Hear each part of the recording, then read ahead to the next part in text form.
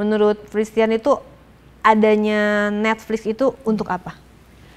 Kayaknya Netflix sih mengangkatnya karena itu ya, bahwa kasus ini satu lahir dari di sekitarnya aja banyak drama gitu ya. Terus dari inti dari kasusnya aja tuh yang tadi saya bilang kan, bahwa tidak ada bukti langsung lah ya, bahwa Jessica adalah pelakunya. Tapi dia ada di tempat itu, ya nggak sih? Yang akhirnya kemudian karena circumstantial evidence, dia yang ada di situ, dia yang harus bertanggung jawab. Aku nggak jadi pulang ya? Itu loh pertanyaan dia. Iya. Pas waktu setelah divonis 20 tahun penjara itu dia bilang, Om aku nggak jadi pulang ya. Jessica ini punya kecenderungan memang berbohong sangat tinggi gitu ya, dibilang sama hasil asesmennya. Asesmennya kan di RSCM ya waktu itu. Saya juga ikut tuh. Tapi ikut bukan berarti masuk ke dalam ya, hanya benar-benar lihat Jessica di bawah turun dari mobil, masukin ke dalam, kayak dia 5 hari atau seminggu ya di RSCM tuh. Ketika dia bilang psikopat itu tolak ukurnya apa ya? Makanya sampai sekarang tuh masih nanya-nanya. Ya jadi dibantu untuk ahli-ahli psikologi gitu ya, bisa untuk speak up. Karena memang ahli di bidangnya. Kalau yang nggak ahli bidangnya, nggak perlu mengeluarkan statement yang membingungkan. Sebaiknya kalau menurut aku kayak gitu.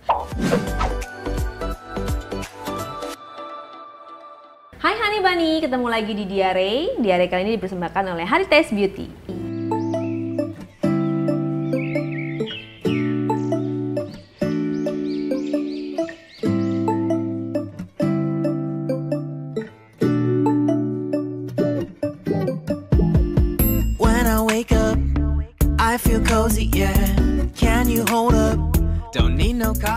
Oke Honey Bunny, di episode kali ini aku kedatangan sang pembawa berita, jurnalis televisi ya kan, MC juga, news anchor juga, apalagi ada lagi yang belum. Dan selalu sumringah gitu lah, apapun keadaannya selalu profesional gitu kan. Apa yang udah template-nya harus kayak gitu ya karena udah biasa di TV. Kayaknya ya. Jadi di luar aja juga begini. Christian Grich. Hai. Wow, thank you so much udah dateng. Seger banget. Kita nggak janjian. Tapi merah-merah. Iya. Emang aku rata-rata sama bintang tamu biasa kayak gitu. Oh, gitu suka nggak janjian tapi kayak sehati gitu. Dan aku manggilnya Christian aja ya. Christian ini udah berkecimpung dari tahun berapa nih di dunia jurnalis, dari awal mula, dari mana aja sih ininya, TV-TV-nya tuh udah roadshow ke TV mantannya nih kalau TV. Mantannya begitu pas waktu masih kuliah di TVRI Jawa Barat dulu, freelance di Pajajaran. Oh, Pajajaran. Fakultas Hukum. Jadi Mojang Bandung. Enggak juga sih, enggak. Asli mana? Hanya kuliah aja di Bandung. Kuliahnya. Aslinya di Jakarta. Jakarta, oke.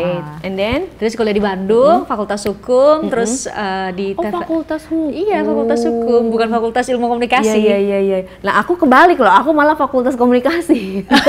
Tapi nggak jadi presenter TV, berita gitu. Maksudnya lebih ke infotainment, lebih ke sport waktu itu kan. Aku bawain bola. Terus kuliah, terus biasa jadi moderator gitu di kampus. Enggak. Awal-awal tuh kalau ada kuliah umum gitu loh, nanya-nanya kan, nanya. Terus sampai dosen-dosen tuh bilang, ada beberapa dosen yang bilang, kamu kalau ngomong tuh kayak pembaca berita ya. Oh gitu. itu dari mana? Maksudnya terinspirasi dari siapa? Nggak tahu juga, emang udah kayak gini template-nya. Pasti ada yang kayak aku dulu senengnya Desi Anwar ya. Aku seneng banget tuh waktu umur 5 tahun aku ngeliatin dia terus gitu kan. Kayak bagus. Ada ini nggak role model? Nggak juga sih. Nggak juga. Nggak. Belum kepikiran jadi presenter. Naturally kayak begitu ya? Iya, emang udah kayak gini gitu ngomongnya. Dia nanya, kan biasa ada kuliah umum gitu loh. Kuliah umum terus teman-teman bilang, kamu kok kayak pembaca berita sih kalau ngomong gitu. Kalau ngomong biasa aja tuh udah kayak baca berita. Oh gitu ya. Udah formal banget gitu ya. Gitu kan. Tapi karena kuliah di hukum jadi biasa lah. Akhirnya ikut lomba debat dan lain-lain lah. Biasa kalau di hukum tersalurkan lah ya. Iya. Berarti passion ya. Terus tiba-tiba ada presenter senior TVRI Jawa Barat lah. Dia bilang kan dulu tuh presenter TVRI udah tua-tua gitu ya, bapak-bapak gitu. Kita butuh yang bawain dialog tapi muda, cewek gitu. Akhirnya bawain lah acara beberapa dialog lah di TVRI Jawa Barat. Terus nggak mau baca berita gitu. Ya udah baca berita. Akhirnya belajar lah baca teleprompter itu. Mungkin kalau berita baca tahun berapa itu? 2011. 2011. Tapi di saat TV-TV lain ada kan? Itu kan udah ada. Tapi karena masih di Bandung ya udah lah ya. Terus akhirnya karena TVRI itu kan ada TVRI nasional tuh, sedangkan kita tuh sering banget kadang-kadang dari daerah tuh kita ada kesempatan lah buat siaran nasional tuh kayak ada beberapa berita yang dibawain dari beberapa daerah. Akhirnya TVRI nasional lihat ada SEA Games 2017 di Palembang. Iya Palembang. Akhirnya kan gede banget itu, tuh ya, rame banget. Waktu itu TVRI mau Liputan. mau nyarin dan mau pecahin rekor 120 jam siaran SEA Games lah. Akhirnya diambil lah beberapa presenter dari TVRI daerah, termasuk saya lah dibawa wakil-wakilnya gitu ya. Dibawalah ke Palembang. Akhirnya di Palembang terus ada salah satu presenter berita nasional waktu itu 2011 itu yang lihat. Terus tiba-tiba dia pindah ke salah satu stasiun televisi di Indosiar. Terus katanya dia butuh presenter nih, presenter baru. Akhirnya dia cari nomor kontak, "Coba mau nggak kamu gabung ke Indosiar?" Akhirnya di Indosiar cukup lama lah, 2,5 tahun. Itu tahun berapa tuh? Berarti 2012 gabung Indosiar. 2,5 tahun. 2,5 tahun. Itu programnya apa aja di Indosiar? Ada patroli gitu ya, ada yang siang-siang itu ya. Dan fokus isinya kriminalitas semua. Fokus pagi, fokus sore, fokus siang, fokus sore gitu ya. Sampai sekarang masih ada sih program-program itu ya 2012. Terus akhirnya kayaknya pingin deh jadi lihat teman-teman yang lain tuh kayak pingin gak hanya jadi presenter gitu, jadi jurnalis gitu, jadi bener-bener liputan, turun ke lapangan, turun ke lapangan, kemauan sendiri, padahal kan udah enak loh. Atau ya biasanya anak magang tuh di lapangan dulu ya kan, kamu kalau ada liput banjir kebakaran liput gitu kan, nanti kalau udah setahun 2 tahun baru naik ke TV. Nah ini malah kebalik, aturan di TV udah diangkat banget gitu ya, malah pingin banget di lapangan karena kayak menantang gitu loh. Suka tantangan ya. Kayak menantang gitu kayak wah, tapi berarti ini kita harus ke TV berita nih gitu ya. TV berita, tapi sebelum ke TV berita akhirnya pindah dulu lah ke, padahal kalau mau lanjut bisa ya, maksudnya udah jadi mungkin jadi pemret atau apa sekarang, bener gak sih? Jadi pingin banget di lapangan lah, pingin banget di lapangan. Terus udahlah sempet pindah ke salah satu stasiun televisi lagi, namanya Raja Wali Televisi gitu ya. Tapi hanya berapa bulan lah di situ. Program apa tuh? Program berita juga berita sih, juga kayak ya? namanya Lensa Indonesia, pagi, siang gitulah. Biasalah kalau nama-nama berita itu kan hanya pagi, siang, sore kan. Terus di situ hanya 8 bulan, terus kayak aduh tetep pengen deh di lapangan gitu. Masih belum puas juga. Terus dari situ akhirnya dapat kesempatan lah ke Kompas TV. Di Kompas TV Kompas lama. TV inilah yang sampai liputan Jessica gitu ya, liputan kemana-mana lah, termasuk liputan kasus Jessica Wongso ini. Termasuk gitu lama juga di Kompas ya? Lama dong, 7 tahun hampir 8 tahun lah. Wow. Itu paling lama di Kompas. Oke, sampai meliput kasus Jessica Wongso. Berarti, nah dari situ berarti yang ketemu Jessica Wongsonya itu pada saat liputan di Kompas. Oke, gimana tuh kronologinya tuh? Akhirnya terpenuhilah keinginan untuk ada benar-benar di lapangan, karena kan beda dong ya. Kalau misalnya di studio itu kan kita benar-benar hanya bacain prompter, atau kadang-kadang kita terima berita gitu ya, terus kita pelajarin, gini, oke, kita nanyalah ke narasumber. Tapi kalau di lapangan itu kan beda ya, nggak mungkin saya punya kesempatan buat ngobrol dan tahu lebih banyak soal misalnya salah satunya Jessica gitu ya. Di antara orang yang mungkin hanya denger dari siapa ke siapa, cerita siapa, kalau kita tuh nggak turun ke lapangan. Pada saat itu gimana? Maksudnya dari pribadi ya, maksudnya melihat kasus Jessica ini secara pribadi itu lebih kemana? Awalnya sih biasa aja ya, karena kan kasus pembunuhan ini kan bukan kasus pertama yang terjadi ya nggak sih, kayak ada lagi yang lebih, kalau soal mau ngukur sadismenya ya, ada lagi lebih sadis dong, bisa secara banyak ini ya, udah lebih banyak lagi yang lebih sadis, bahkan korbannya menderita banget. Awalnya tuh ceritanya awal-awalnya biasa banget, saya duduk di lantai, saya ingat banget ya dari Krimum Polda Metro Jaya tuh, tiba-tiba keluar, terus Pak Krisnamurti bilang, nih ada kasus, bilang gitu, pembunuhan. Karena di saat yang sama juga ada kasus pembunuhan yang lain. Itu lagi kayak preskon atau gimana? Enggak sih, biasanya kan ada wartawan tuh nunggu-nunggu yang standby ya. Wartawan standby Polda Metro. Duduk di pos ya kan. Duduk-duduk itu loh di bawah, di tangga. Di bawah pohon. Di tangga. Ya kan? Nanti kalau pas narsumnya datang baru ini berdiri. Ngejar-ngejar, minta keterangannya gitu loh. Terus turun, terus ada kasus nih pembunuhan, pelakunya perempuan. Wah, menarik juga nih. Kirainnya jadi gitu. Terus 3 hari kemudian, berapa hari kemudian baru dibilang, ini pakai sianida loh. Gitu. Oh, sianida, apaan tuh sianida? Kita kan belum kenal banget lah. Biasa pakai baygon ya nggak sih? Iya kan? Ya nggak sih, kayak umumnya tuh Iya sih, itu tapi kalangan inilah ya, beda racun-racun yang kalangan. mudah ditemuin lah maksudnya. Iya. Jadi langsung pada googling tuh ya, sianida Ini apa itu? sianida, sianida susah ya didapetinnya ya, didapat dari mana ya, udah. Terus berikutnya tuh ada informasi bahwa ternyata korbannya perempuan juga dan baru menikah. Nah karena itu kayaknya ininya poinnya. Seksinya ya. Perempuan membunuh perempuan, yang Baru mana si nikah. perempuan itu baru menikah dan si perempuannya itu adalah sahabat karib benar. gitu ya. Jadilah Itu yang ngomongnya drama. langsung Krisnamurtinya. Biasanya waktu itu Jadi tuh langsung. menyampaikan turun langsung kepada media. Betul. Wow. Waktu itu sebagai Dirkrimum, beliau tuh lebih talk aktif lah ke wartawan dibanding mungkin Dirkrimum sebelumnya atau Dirkrimum setelahnya. Biasanya kan ada, sebenarnya kan di Polda itu ada Kabid Humas. Iya, ada bagian humasnya. benar. Tapi Kalau ini ini Pak Kris. diambil alih langsung ya So, sama biasanya Pak Pak Kris. KM-nya sendiri ya. Tuh. Terus dari situ setiap hari intens? Berarti setiap hari dong jagain itu kan. Ternyata rating share di TV Naik. itu bagus. Oh ya. Karena kayak tadi, memenuhi unsur drama lah kayak Iya, sinetron iya, yang ngasih sinetron. perempuan diduga bunuh perempuannya baru menikah sebulan atau 2 bulan, terus pakai racun cyanida pula, gitu. Akhirnya ada drama penangkapan gitu ya, karena waktu itu kan Jessica, ya, belakangan kan dijelasin sama mamanya Jessica ya, bahwa mereka tuh udah terganggu sama wartawan di rumah, akhirnya pindah ke salah satu hotel di Sunter, ditangkaplah di situ, akhirnya ditahan. Oh, jadi dari Poldanya itu berapa hari tuh liputan sebelum 4 bulan dong. 4 bulan di situ? 4 bulan di situ. Dan Pak Krisnamurti itu berapa kali nemuin wartawan? Hampir setiap hari. Serius? Iya, setiap hari. Bahkan Berarti kadang-kadang senang tampil juga ya sama seperti kita-kita ini? ya mungkin karena mau ini kali ya, mau kasih informasi langsung. Jadi biasanya tuh kalau misalnya saya mau live Kompas Siang lah katakan. Kompas Siang itu tayang jam 12. Datang misalnya jam 9 gitu. Biasanya udah kontak Pak Krisna, Pak saya minta dong. Oh, jadi ada kontak informasi langsung baru." sama Iya. Pak Krisnamurti. Sampai sekarang nomornya masih aktif? Kayaknya nggak tahu deh, nggak. So udah lama nggak di Polda Metro Jaya, tapi waktu Oke. itu tuh sebagai Dirkrimum Polda Metro Jaya biasanya wartawan sih dikasih Oke. nomor beliau. Pak datangnya berapa Pak ke kantor? Kita mau update dong gitu. Nah biasanya kalau kita mau live itu kan harus ada yang baru ya. Iya, Kita ada wawancara berita dulu. info baru lagi gitu kan. Ada kita wawancara, terus itulah yang kita live-in. Gitu deh selama 4 bulan. Sampai diwarnain sama ini tau nggak, yang ada masa tuh kasusnya tuh bolak-balik kejaksaan. Jadi lengkap apa enggak Oh, nih P21 P19. jadi dibilang P19. Sempat dibalikin dulu berkasnya, terus Lama lah P21. Ya molor gitu kan. Untuk P21 itu lama karena kan harus pengumpulan bukti-bukti juga kan. Benar. Dan saksinya itu harus ini kurang nanti coret lengkap baru P21. Betul. Waktu itu belum tahu kalau ternyata kasusnya tuh rumit banget.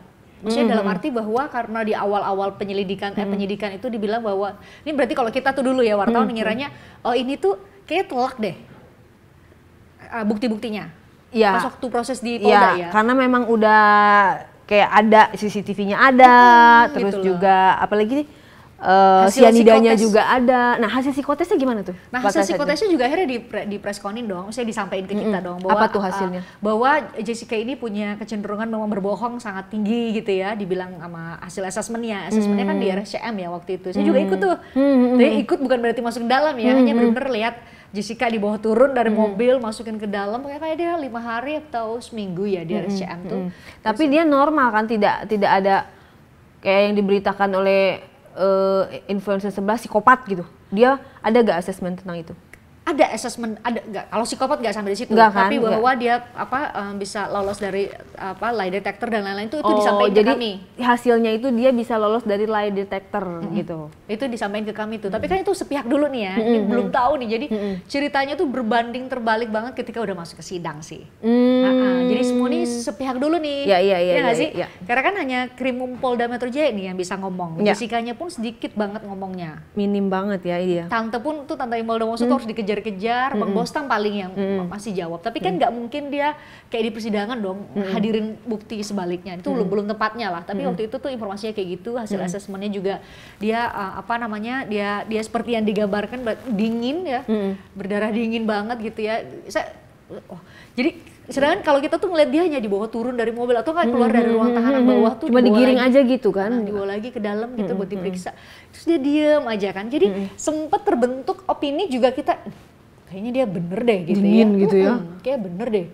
Sampailah masuk ke persidangan, saya intens lah deketin Bang Otto dan tim pengacara yang lain, termasuk juga ke mamanya Jessica buat minta wawancara yang akhirnya gagal, tapi gagal terus sampai nyari cara gimana ya caranya Jessica supaya benar-benar mau gitu ya. Akhirnya kan orang tuh kan perlu dideketin ya. Iya. Akhirnya saya tuh duduk di tempat yang sama itu loh, yang saya ceritain di dokumenter, duduk tempat yang sama. Akhirnya nggak mungkin Jessica nggak lihat gitu loh posisi duduk itu gitu, karena kan pasti dia duduk gini pasti kelihatan tuh di ujung situ. Jadi terus dia bilang, akhirnya mulailah ada eye contact dan lain-lain, saya senyum gitu ya, intens juga ya bilang ke Bang Otto, mungkin Bang Otto juga udah bilang, ini Christian mau wawancara tuh boleh lah. Sampai, tapi saya juga ngeyakinin ke Bang Otto ya, bahwa Bang selama proses di penyelidikan tau nggak, ini kan yang punya kesempatan buat ngomongnya polisi kan. Iya nggak? Ya polisi. Jadi hanya satu pihak nih. Ya satu versi. Ya. Jadi makin Bang Otto diam, makin mamanya Jess makin diam, tersudut. Sedangkan papanya almarhumah kan juga dan keluarga kan lumayan terbuka ya ke media Iya betul. Jadi ini secara komposisi nih informasi nggak imbang gitu. Terus mungkin dia udah ngobrol ke Jessica, akhirnya terbuka, akhirnya lah dapat kesempatan untuk ke rutan. Tapi udah posisi itu udah di rutan ya, nggak dari awal ya? Enggak. Malah di rutan yang bisa dikunjungi. Oh, nah itu Rutan gimana? Bambu. Bisa wawancara? Enggak boleh wawancara. Jadi nggak bawa, pokoknya nggak bawa kamera, nggak bawa apa. Jadi tujuannya tuh hanya bersilaturahmi aja sama Jessica. Akhirnya datang sama tim pengacara ya, Bang Bostam, Bang Otto gitu ya, Kak Eli. Jadi banyak lah tim pengacara cewek juga. Akhirnya itu pertama kali bener-bener deket sama Jessica gini tau nggak? Itu pertama kali selama ini bayangin 4 bulan tuh kita ngomong apa aja tuh di situ? Enggak ngomong banyak-banyak juga kalinya. Duduk terus di Kak Eli deh yang pengacara yang cewek di tengah-tengah, terus ada Jessica tuh sampai ngobrol gini. Saya hanya nunduk gini, terus akhirnya bilang, oh makasih ya udah izinin saya datang, kan harus izin dia kan. Makasih, oh iya makasih. Akhirnya mereka ngobrol, jadi ya sebagai orang lain kan pasti diam aja kan, ya liatin nih Jessica ngobrol sama tim pengacara kayak gimana. Nah di situ saya lihat biasa aja ya, mulai dari situ biasa aja ya. Maksudnya kayak orangnya sopan, terus kayak nggak yang berdarah dingin kan gini. Saya udah pernah ketemu sama pelaku-pelaku kejahatan yang lain ya nggak sih, kayak kalau misalnya dengan tingkat sadismenya yang tinggi-tinggi ya, jadi kayak beda dong feelnya, ya nggak sih? Ini bukan seperti yang digambarin sama hasil makanya kontrak ya. Pernah kan ketemu dia kan? Iya, jadi kayak enggak deh. Apalagi setelah itu intens. Ya, kalau saya nggak ikut sama tim pengacara, biasanya saya ikut sama tante gitu ya, kalau nganterin makanan. Jadi makin sering ketemu ya. Terus lihat dia gaul sama teman-temannya dia, kan di sana banyak tahanan-tahanan yang lain gitu ya. Terus berteman sama dia gitu ya. Terus dia ikut berdoa atau dia ada kegiatan lain. Jadi mulai lihat kayak enggak deh, biasa aja gitu ya. Sama, kesannya sama. Aku pun melihat kayak normal gitu loh. Ya makanya sih? Kita jadi really gitu kan. Jadi sebagai manusia kan kita pasti bisa lah ya, pertama kali ketemu nih kayaknya enggak juga gitu ya. Terus setelah itu diberitakan lagi pemberitaan sidang itu yang katanya mulai sidang nih kan. Waktu itu tuh TV-TV ya, TV-TV paling banyak berfokus sama jalannya sidang. Jadi misalnya kayak saksi ini bilang ini, ahli ini bilang ini, ya itu aja tuh. Tapi menurut saya kan yang paling, bagi saya bahwa yang paling penting adalah Jessica ya. Perbedaannya yang tadi dibilang katanya, nah pas sidang tuh baru mulai tuh. Awal-awal kan sepertinya kayaknya fix gitu ya. Nah pas sidang udah mulai tuh, nah apa tuh pas sidang yang? Satu soal cyanidanya. Yang ternyata di dalam kopinya ada kopi yang ini, yang di meja itu ya, yang di bawah, yang ditahan lah sebagai alat bukti. Tapi kan di perutnya Mirna 70 menit setelah meninggal, diambil sampelnya, nggak ada cyanida. Apalagi dengan kehadiran Dokter Jaya, yang kalau menurut saya dia sampai bisa ini kan, itu diambil lama, ditayangin di dokumenter ya, dia bilang, menurut saya cause of death-nya, penyebab kematiannya Mirna bukan cyanida tapi natural, ya nggak sih, penyebab alam. Dia bilang gitu kan, dia bilang gitu. Itu heboh langsung nggak sidang. Malah riuh ya pada saat itu ya. Terus itu sidang yang paling lama. Di situ ada di situ. Ada di situ. Paling lama, biasanya sidang normalnya nih, mulai jam 9 atau jam 10, selesai itu jam 9 jam 10 malam. Jadi mulainya jam 9 10 pagi. Pagi sampai jam 10 malam. Itu normal, terlama, bahkan pernah sampai pagi loh. Nah itu kan? Dokter Jaya. Oh yang pas Dokter Jaya itu sampai pagi, sampai jam 3 pagi loh. Gila. Karena benar-benar heboh banget, semua orang dia bilang, oh terus kita juga jadi tahu dong, oh ya bener juga ya, gimana logikanya, nih sini ada 7.900 gitu ya, segini nih 3.000, ini banyak banget, terus tiba-tiba di dalam perut itu nggak ada gitu loh. Akhirnya itu jadi perdebatan kan, kita juga jadi sampai sekarang kan kenapa sebagai salah satu jurnalis penyebab, gitu ya, salah satu penyebab, kita jadi kayak, ini kenapa nih nggak ada di dalam perut? Ditemukan 0,2 itu harus dicatat loh ya, 0,2 itu kan setelah pada aku mau tanya dulu, pada saat yang pas sebelum ke rutan itu kan yang masalah otopsi itu pemberitaannya gimana dari pihak media? Waktu itu tidak terlalu ada yang meng-highlight poinnya otopsinya. Waktu itu. Jadi kan ternyata yang diambil yang ada di visum itu kan sebenarnya hasil pengambilan sampel. Iya, bukan jadi otopsi utuh. Iya. Tapi itu tahu pada saat sidang ya, karena awal-awal nggak diberitahukan otopsi atau tidak ya. Nah itu ya poin satu poin ya. Jadi ketinggalan info lah gitu artinya. Pokoknya disampaikan bahwa sudah ada hasil. Kan kalau sudah ada hasil tapi nggak disebut hasilnya apa gitu. Hasil otopsi atau sampel. Nah, barulah kita tahu tidak ada otopsi itu di pengadilan ya, itu satu. Terus yang kedua mengenai CCTV. Gimana tuh? Nah, CCTV juga heboh banget tuh. Heboh lagi. Risman ya. Risman. Itu benar-benar heboh banget karena kan misalnya kayak apa yang ditayangin di pengadilan sama jaksa itu emang tuh udah potongan-potongan sih. Iya. Ya kan? Iya, itu cuman ini berapa menit, padahal semuanya itu panjang kan sampai berapa ratusan menit itu. Kan 500 GB ya aslinya kan. Dia yang ditunjukin ya 30 di flash disk 32 GB. Jadi udah lebih kecil. Nah, yang paling bikin heboh tuh apa? Pas waktu ditayangin scene ketika tangannya Jessica itu udah panjang banget kayak Pinocchio gitu. Oh ya? Ada tuh adegan itu. Jadi makanya Bang Resmond itu kan bilang gini kan, bahwa ini udah editan. Itu langsung heboh. Ruang sidang tuh kan kalau hakim kan nggak boleh sebenarnya kita angkat kaki kayak gini. Iya, Rio aja langsung bisa disuruh keluar. Hakim udah nggak bisa marah. Mau gimana? Orang teriak-teriak kok. Ini yang pendukungnya Jessica. Pendukung Jessica yang percaya Jessica salah tuh udah teriak-teriak. Karena bener aneh banget panjang ini. Iya, jadi tangannya memanjang gitu ya. Kalau secara itu udah mengalami dugaan rekayasa. Diduga itu rekayasa. Bang Resmond ketika bilang itu langsung heboh tuh. Termasuk juga jaksa pasti respon dong ya. Itu ketiga ya. Tadi soal otopsi, terus soal apa namanya tadi? CCTV sama tadi yang berikutnya adalah pada saat pemeriksaan ahli namanya Profesor Roni Natabaskara. Ahli apa tuh? Ahli pembaca wajah. Micro ekspresi. Iya. Itu Jessica nangis. Gimana itu disebutnya itu? Jadi dibilang bahwa dari hasil ininya dia, hasil apa namanya asesmen dia dengan bentuk wajah Jessica kayak gitu, itu orangnya tuh punya kecenderungan berbohong. Ya nggak sih, pokoknya ada beberapa catatan negatif gitu. Sampai Jessica tuh nggak pernah nangis kan? Nyaris nggak pernah nangis. Dia nangis tuh. Nangis di sidang itu ya? Bener kayak nangis, bisa dibuka lagi kok itu tayangannya. Dia nangis, wah dia bener-bener. Makanya saya akhirnya sebelum dia pulang itu saya nyalain kamera, saya ke bawah nganterin dia ke mana, ke bus. Kan biasanya dia mau dibawa pakai bus tahanan itu loh ke Rutan Pondok Bambu. Saya tanya, Jess, kok kamu emosional banget sih tadi? Ya iyalah, dia ada pernyataan-pernyataan emosional kayak gitu. Ya pasti sedih banget ya nggak sih?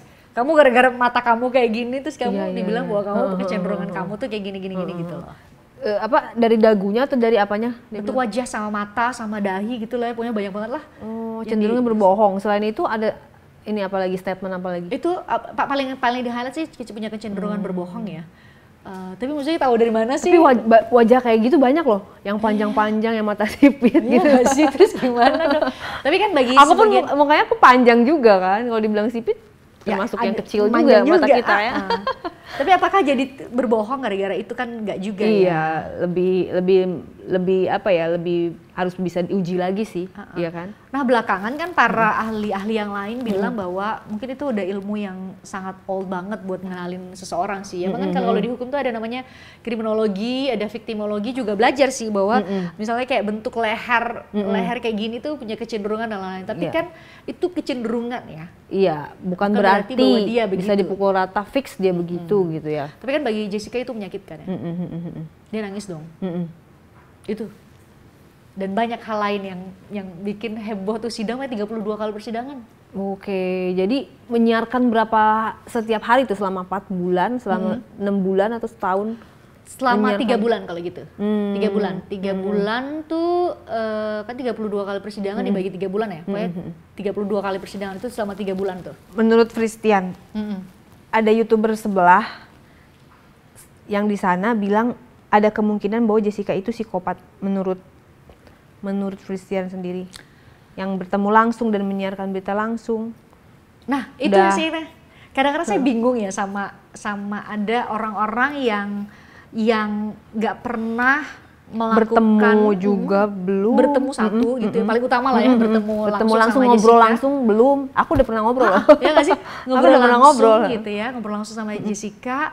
Terus itu satu, terus yang kedua pernah nggak ngelakuin assessment dengan metodologi yang bisa dipertanggungjawabkan, ya nggak sih? Bidang ilmu yang dia geluti fokusnya gitu untuk ya, memberikan penilaian pada seseorang. Iya nggak sih? berarti harus ahli dong ya kalau either kamu orang yang bergaul banget sama Jessica atau kamu punya bidang ilmu yang mungkin pakai metodologi tertentu, itu pun kan kamu tetap harus ketemu dong sama Jessica. iya harus kayak melakukan penelitian Pertanyaan ke dia kayak gitu ya. Iya nggak sih? Terus observasi orangnya kayak gimana. Makanya kan Jessica itu 5 hari atau 7 hari kan di RSCM. Namanya observasi. Jadi kata Jess dia dibiarin aja diam sendiri gitu ya. Terus diliatin, nanti dikasih pertanyaan, diajak ngobrol gitu ya. Itu kan observasi kan, diamati gitu loh. Diamati. Sampai gimana caranya kamu punya judgement bahwa itu kamu dia sebagai Jessica sebagai psikopat gitu ya. Kebayang nggak Tante Imelda Wongso dan Jessicanya sendiri, kamu dibilang psikopat sama orang yang nggak pernah ada urusan dalam hidup lo. Ketemu aja nggak pernah gitu ya. Ini mungkin Jessica nanya dosa gue apa? Makanya ya Allah. Berarti kurang bijak lah ya kata-kata seperti itu ya. Sangat, kalau saya pribadi sih sangat menyayangkan ya, karena kan apalagi bagi public figure gitu ya, public figure itu kan apalagi public figure yang influencer pula ya, jadi public figure ada orang banyak yang mengenal, dia punya kanal untuk bicara nih kayak Mbak Re ini punya kanal buat bicara, terus kalau salah ngomong tuh iya kan dipergunakan untuk yang salah padahal dia bisa lebih lebih research lagi gitu kalau emang mau bikin statement kayak gitu. Atau yang mending nggak usah nggak sih sama kalau sekali nggak sesuai kalau dengan memang bidang ilmu kita, kalau memang gitu kita ya. nggak ahli di bidangnya ya mendingan nggak usah lah ya gitu kan. Nah terus yang waktu di Polda itu kan Jessica kan masuk sel tikus tuh. Itu tahu nggak waktu di Polda Metro Jaya kan nongkrongin standby di Polda gitu. Ada nggak statement atau dari KM atau dari pokoknya dari penyidik atau dari mana, kan dia memang di sel tikus. Masa setiap hari di Polda Metro standby nggak tahu? Kalau Jessica di sini serius? Kita nggak tahu. Nggak tahu. Jadi wartawan itu kan punya batas masuk tuh, ingat gak sih di yang di front of yang paling ini ya tangga ya deket tangga itu. Terus kan. paling banter tuh minta izin ke yang jaga di front Paling office, depan. mau toilet. Ya. Oh, jadi nggak tahu sama sekali. Kita nggak tahu. Oh my god, itu udah rahasia umum. Kita nggak tahu sama sekali. Yang informasi itu hanya dari Bang Bostam. Jadi Bang Bostam kita wawancara, terus dia cerita lah. Tapi untuk membayangkan bahwa namanya sel tikus itu sampai, jadi itu tuh poin lain lagi ya, baru kebuka di persidangan. Jadi baru dengar dari cerita dari Jessica gitu ya, bahwa ternyata yang lubangnya bener-bener ya lubangnya segini doang, terus sempit banget, terus terutama bagi dia sih adalah ini ya, udara. Iya, pengep udaranya. itu kan nggak ada udara sama sekali. Saluran udaranya. Dan baru tahu juga ya, misalnya kayak Jess cerita bahwa ya sampai kapan ada di situ ya, sampai dia perilakunya berubah gitu. Orang kan stres ya di dalamnya. Tapi kan maksudnya apa gitu ya? Iya, perilaku yang mana gitu kan. Mau berubah harus kayak seperti gimana? apa? Iya. Dan kita nggak tahu. Jadi wartawan tuh nggak diinformasikan. Semua yang ada di situ nggak tahu sama sekali. Jadi taunya di tahanan biasa. Betul. Seperti itu. Isu Selti itu baru muncul pada saat pemeriksaan terdakwa. Pemeriksaan terdakwa itu pemeriksaan Jessica maksudnya. Jadi setelah saksi, ahli, terus mau udah selesai Jessica kan yang di BAP. Masih di sidang. Oh, di sidang. Jadi kita Pemeriksaan nggak tahu terdakwa nih. sidang. Berarti udah lama dong Udah ya. lama udah di sidang baru kita udah tahu lama. Selti. Oke. Udah duduk gitu ya. Baru cerita. Oh ada Selti. Berarti jurnalis sama sekali nggak tahu sama sekali ya tentang Selti itu ya? Enggak. Pas di sidang banget. Tidak kayak besuk sebagai temen gitu di Polda. Kan bisa ya tidak mengatasnamakan wartawan nih, kita cuma kayak untuk kayak di Pondok Bambu kan besuk kayak biasa gitu. Enggak. Waktu itu nggak boleh tuh, atau nggak boleh dibesuk? Nggak boleh. Nggak boleh besuk. Nggak ada akses buat wartawan sebenarnya ke dalam Tapi tahanan. Kalau bilang saudara temen gitu kan bisa aja. Kan udah dikenal sama KM. Oh iya, ada di situ kan. Wajahnya udah dikenal ya, bener. Iya, jadi pura-pura juga nggak bisa gitu ya. Dan maksudnya nggak ada akses dan lagi-lagi ya balik lagi bahwa waktu di Polda Metro Jaya itu informasinya tuh sepihak, benar-benar dari Krimo Polda Metro Jaya aja gitu. Jadi kita nggak ada kepikiran untuk verifikasi. Tapi kenapa lagi nggak kayak kan di situ banyak tuh standby di Polda ya kan? Kenapa nggak ambil dari sisi yang lain, misalnya ngejar mamahnya, Nah, nggak mau. ngejar rumahnya, Udah saya ngelakuin itu. ngejar apartemennya, ngejar siapanya kayak gitu. Saya coba tuh. Biar ada sisi selain dari Polda Metro Jaya aja. Tapi tante nggak mau. Sayang Tante itu banget kan ya. bener-bener orang datang itu tante gimana? Iya doakan saja udah. Segitu aja kan. Iya, Udah. sayang banget ya. Sedangkan misalnya kalau kita lihat sekarang ya, antara ayah almarhumah Mirna dengan keluarganya Jessica nih. Jadi kita bisa nyambung nih ngomong ini, karena kita kan suka ngomong di depan publik nih ya. Iya. Kita aja bisa nilai kan, kalau misalnya kita harus akui bahwa ayahnya almarhumah Mirna itu punya kemampuan bicara yang bagus di depan publik. Ya nggak? Komunikasi yang lancar ya. Lancar gitu ya. Tapi sedangkan kalaupun tante diwawancara, tau nggak itu nenangin Berat dia ya. dulu. Berat banget gitu ya. Bangun kepercayaan bahwa saya nggak akan kasih pertanyaan yang nanti menyakitkan dia gitu loh. Tante nggak apa-apa. Kalau tante nggak mau jawab nggak apa-apa gitu. Jadi nenangin dulu, berteman dulu gitu. Ini jadi beda pendekatannya nih dari segi karakter aja, dua keluarga ini atau dua orang tua ini ya, dua orang tua ini tuh beda gitu. Jadi Karena nggak mungkin tante nggak seneng disorot banyak.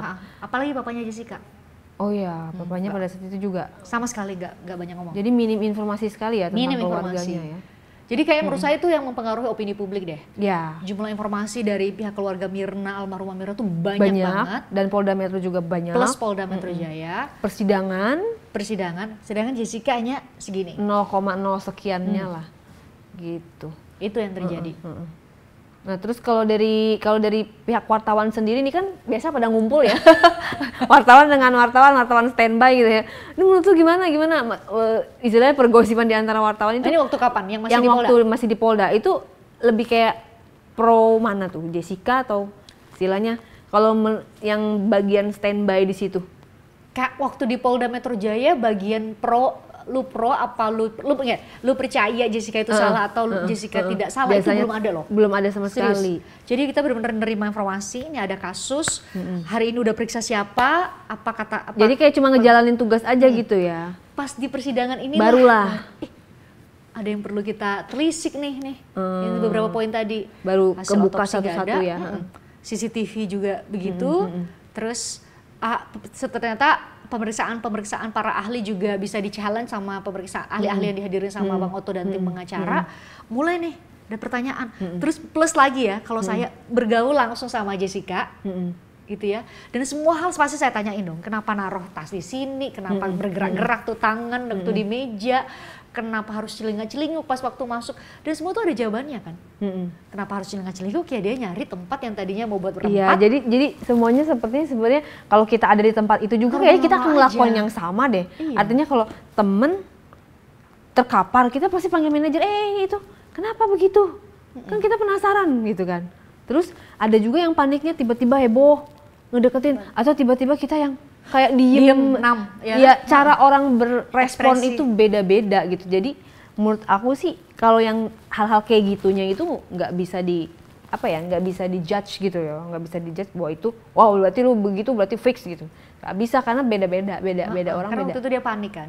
Beda orang beda respon. Karena ada juga yang keluarganya meninggal gak nangis, ya kan? Terus ada yang dia nangis jahat gitu.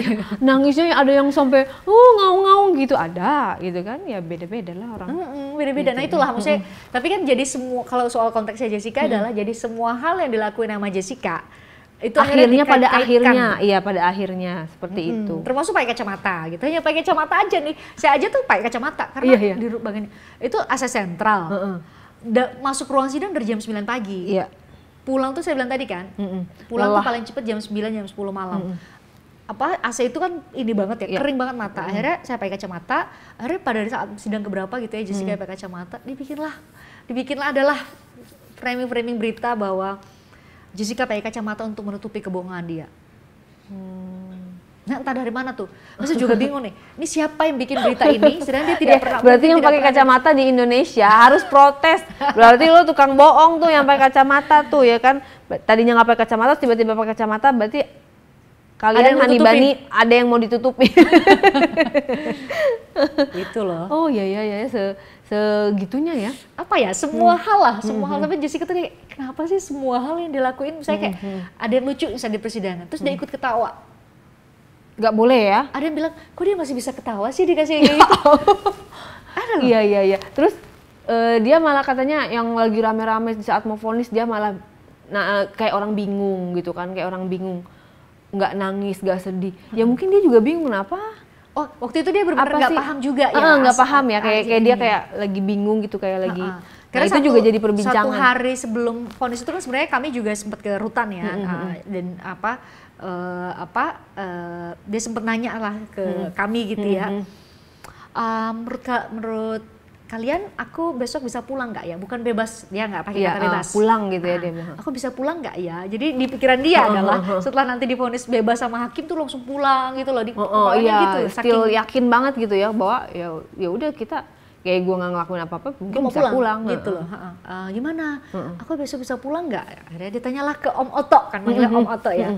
Om, aku bisa pulang nggak ya Om? Dia bilang gitu. Terus Bang Oto menurut Christian gimana? Malah nanya balik terus lagi, waduh, kita doakan yang terbaik aja ya Jas gitu. Tapi emang itu opini publik itu ya, itu udah mulai bergeser. Tolak ukurnya apa? Jadi makin banyak yang percaya Jessica itu nggak salah. Itu menjelang-jelang akhir putusan, persidangan ya. Tapi tetap tidak membantu apapun. Atau mengubah. Karena sudah terlalu terlambat. Mungkin itu yang terjadi ya, mungkin. Dia tanya, terus kami jawab, terus oke. Bahkan sebagian bajunya tuh udah mau dikasih tau nggak sama teman-temannya, bahkan baju yang di laundry itu diminta ke mamanya untuk nggak dibalikin lagi, karena dia percaya dia pulang. Makanya. Tapi dia tidak kayak diberitahukan ya bahwa pemberitaan di luar sana tuh seperti ini, memojokkan sekali Jessica, itu dia tidak tahu apa emang tahu. Tapi karena dia ikut di persidangan aja kan, dan mungkin nggak kayak kita yang nonton TV terus tiap hari ya. Kan kita kan pantengin TV tiap hari. Kalau dia kan nggak, dia hanya sesekali di koridor, dan itu pun dia tidak memilih menonton ya. Jadi lebih baik sakit hati dengernya. Akhirnya dia nggak nonton, jadi dia nggak tahu banyak. Jadi dia hanya melihat di persidangan bahwa satu, CCTV-nya dipertanyakan, dua, bahwa nggak ada otopsi, dan hasil pengambilan sampelnya Mirna nggak ada 70 menit, nggak ada sianida 70 menit setelah meninggal, dan baru ditemukan sianida memang 0,2, tapi itu di tukak lambung loh ya. Jadi di bekas luka di lambung. Jadi itu lama. Itu berapa hari setelah? 3 hari. 3 hari baru ditemukan, sebelumnya nggak ada. Betul. Terus adalah dokter Jaya yang yakin, dokter Jaya ini yang meriksa almarhumah Mirna loh ya, yang yakin bahwa Mirna meninggal karena cause of death-nya natural. Jadi dia benar-benar percaya bahwa dia mau pulang. Iya. Dari keterangan-keterangan yang ada di sidang, dia percaya diri, optimis ya. Gue pulang nih hari ini. Duduk, divonis, terus lihat gak sih mukanya dia bingung gitu bingung ya kan, aku dilihat kayak dia, ini gue harus kemana nih, mengapain dia nih lihat gitu. ke Bang Oto untuk minta apa, ada nggak yang ngasih kode ke gue, ini apa sih artinya gitu kan.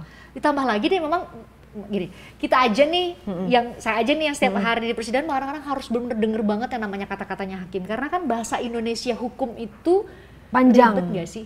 Panjang ribet juga ya narasinya kan. Kita aja buat mengerti, apalagi itu berisik ya kan. Apalagi dia udah lama banget di Australia kan, nyusun kata-kata yang teratur aja itu belum tentu dia mampu kan. Dia bilang sendiri agak kesulitan. Terus dia sering lihat ke Bang Oto gitu kan. Akhirnya pas waktu dia silakan terpidana untuk terdakwa untuk berdiskusi dengan tim pengacara. Kuasa hukum. Dia bisik-bisik kan ke Bang Oto. Tuh nggak yang ditanya itu kan adalah, Om, aku nggak jadi pulang ya? Itu loh pertanyaan dia. Iya. Pas waktu setelah divonis 20 tahun penjara itu dia bilang, Om, aku nggak jadi pulang ya. Terus makanya Bang Oto tenang ya, lihat nggak dia ngelus-ngelus kita, tenang Jas, kita nanti banding, nanti ini dan ini. Gitu loh. Jadi kamu mengharapkan dia tiba-tiba nangis ya nggak sih, orang-orang kan kalau dia sendiri aja ya itu dia. Jadi ya Nani Bani ya, kadang-kadang jangan menjudge gitu ya terlebih dahulu ini kenapa, karena yang dirasakan dia ya hanya di persidangan, karena di persidangan kayaknya sudah sesuai deh di persidangan, karena ada ahli-ahli yang mengatakan sesuai, jadi dia percaya diri gitu loh ceritanya. Karena banyak pada saat itu semua tertuju. Kayaknya selain Bang Oto ya, selain Prof Oto gitu, kayak hampir tidak ada yang membela Jessica pada saat itu ya. Agak berbeda ketika udah mau deket-deket putusan. Jadi udah sidang-sidang ke-30-an itu ya, 29-an gitu tuh udah mulai ada tokoh-tokoh gitu ya, terus udah mulai rame banget tuh yang duduk di area yang selurusan Bang Otto dan tim pengacara yang lain. Terus makin intens, orang ngirim hadiah ke dia gitu ya, ngirim doa, terus nyapa-nyapa dia, teriak-teriak. Dia tuh kalau tuh udah setiap kali selesai sidang ya, dia dibawa lagi ke rutan gitu ya. Penonton sidang tuh bisa teriak-teriak, enggak hanya kayak Jess, mereka hanya untuknya dapet Jess balik terus senyum dan bilang terima kasih kayak gini aja mereka udah histeris. Jadi segitunya gitu. Jadi bayangkan dia bisa lihat bahwa pendukung gue banyak ya yang percaya sama gue tuh. Padahal itu dalam posisi gue selalu berdiam ya, maksudnya hanya menjawab pertanyaan hakim. Tidak ada melakukan manuver apa-apa. Iya, tidak ada penjelasan yang panjang lebar. Aduh, itu yang terjadi. Jadi dia tuh percaya banget, dia tuh bebas. Bukan bebas bahasa dia, bisa pulang. Harapannya kalau melihat dari sekarang kan udah dari 2016 sampai sekarang 7 tahun, akhirnya bergejolak lagi dan sesuatu yang belum tuntas gitu ya, yang menurut netizen, beberapa netizen itu kayaknya belum tuntas nih yang 2016 nih, kayaknya ada yang harus diluruskan lagi.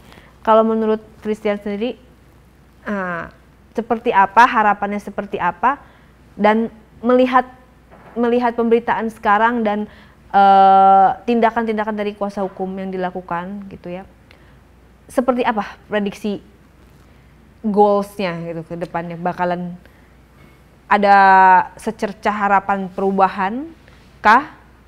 Ya harapan kita pasti yang terbaik lah ya untuk ini. Gimana? Kayaknya kalau untuk memprediksi kayaknya agak sulit memprediksi karena kan ada banyak faktor nih, selain benar-benar ini kasusnya nih ya, ada banyak faktor tuh yang nggak bisa dibuka di mana-mana, yang hanya menjadi perbincangan-perbincangan kita di luar dari kamera yang perlu untuk kita pertimbangkan, ya nggak? Jadi ada banyak banget tuh, jadi dulu sejak awal kasus dimuncul ya, ada banyak banget rumor-rumor yang ada di sekitar kasus ini tapi tidak pernah bisa dibuktikan secara hukum juga gitu. Jadi terkait ini, ada hubungannya sama ini dan ini, itu kan hanya ada di samping dari kasus ini. Itu satu. Yang kedua, menurut saya gak akan pernah berakhir polemik ini, pun nanti apapun yang diusahakan sama tim pengacara nih ya, tim pengacara Jessica nih, misalnya ada perubahan putusan dari peninjauan kembali yang mau diajukan lagi ini, bahwa Jessica bebas. Pasti tetap akan ada ruang bagi mereka yang percaya bahwa Jessica salah, protes. Ya nggak sih? Karena nggak ada bukti yang telak, benar-benar telak bahwa ini apakah ada alat yang digunakan oleh Jessica dan itu benar-benar dikuasai oleh Jessica gitu. Atau sebaliknya, Jessica nggak pernah menguasai itu. Yang ada kan nggak pernah dijelasin loh Jessica dapat dari mana cyanidanya. Ya nggak? Kalau Jessica punya berarti dia telak dong. Kita semua mungkin akan percaya Jessica salah. Ya nggak? Tapi karena ini Jessica nggak ada bukti, nggak ada petunjuk bahwa Jessica dapat dari mana sih cyanidanya. Ada resi aja, resi pembelian tidak aja. ada di handphone gitu ya, misalnya dia memesan atau Secara dia pergi online. ke apotik mana gitu kan. Ada CCTV-nya, terus dikonfirmasi sama ahlinya. Itu aja dulu pasti telak kan, nggak akan ada yang berdebat kayak sekarang. Tapi masalahnya itu nggak ada buktinya. Ya nggak? Itu satu. Berarti akhirnya ada ruang di situ, orang percaya apa enggak nih. Masalahnya kan hanya ada Jessica di sini. Yang bikin Jessica jadi ini kan adalah ini ada cyanida, ada orang meninggal, Jessica ada di sini. Ya enggak? Ini kan yang menyebabkan dia akhirnya dituduh dan akhirnya menjalani masa tahanan di sana. Jadi ada circumstantial aja kan. Bahwa di CCTV ada pergerakan dan lain-lain, kalau kita bertanya langsung ke Jessica, dia kan bergerak tangannya kan, kamu nunggu 30 menit, Bu.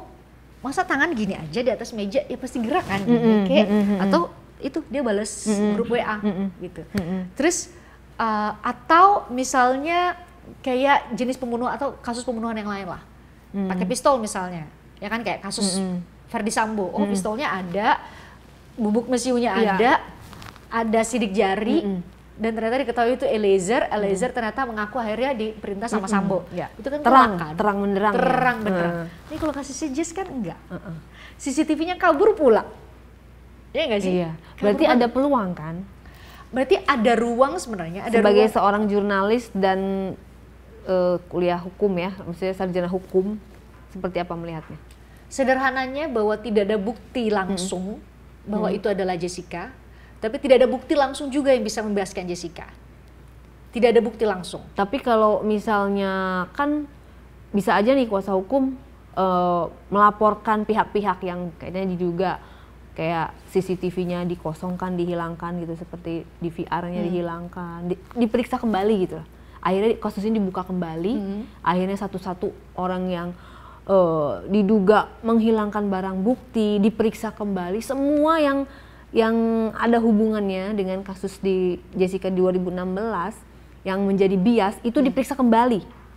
Ada kemungkinan tidak? Oh, pasti harusnya Jessica bisa dibebaskan dong kalau memang terbukti bahwa semua itu berdasarkan atau dilakukan secara atau dimanipulasi.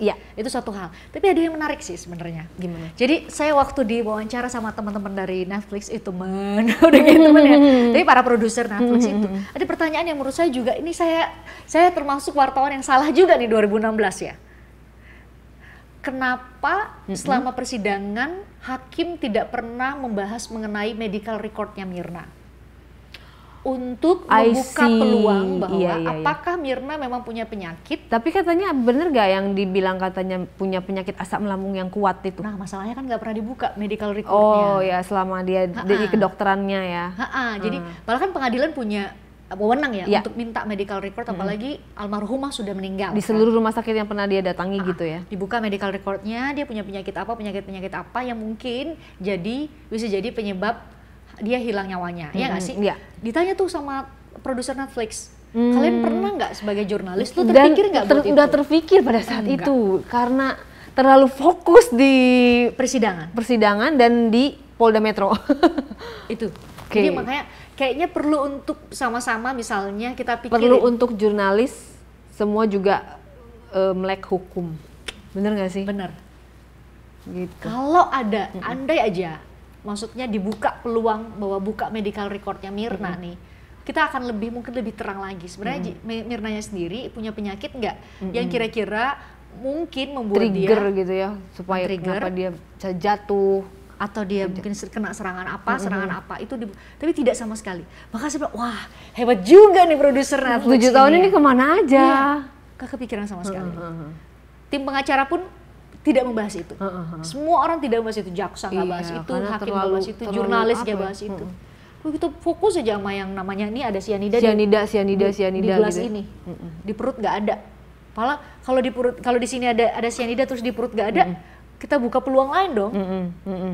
Penyebabnya lain nggak gitu. Nah itu juga sama, bisa juga kita ya untuk kayak kasus ini bisa dibuka kembali, ya kita juga bisa loh untuk mengecek apakah dokternya Myrna masih hidup dan ada medical record-nya. Itu bisa untuk apa namanya, untuk bukti-bukti lah istilahnya. Bagus juga kan pemikirannya para produser itu.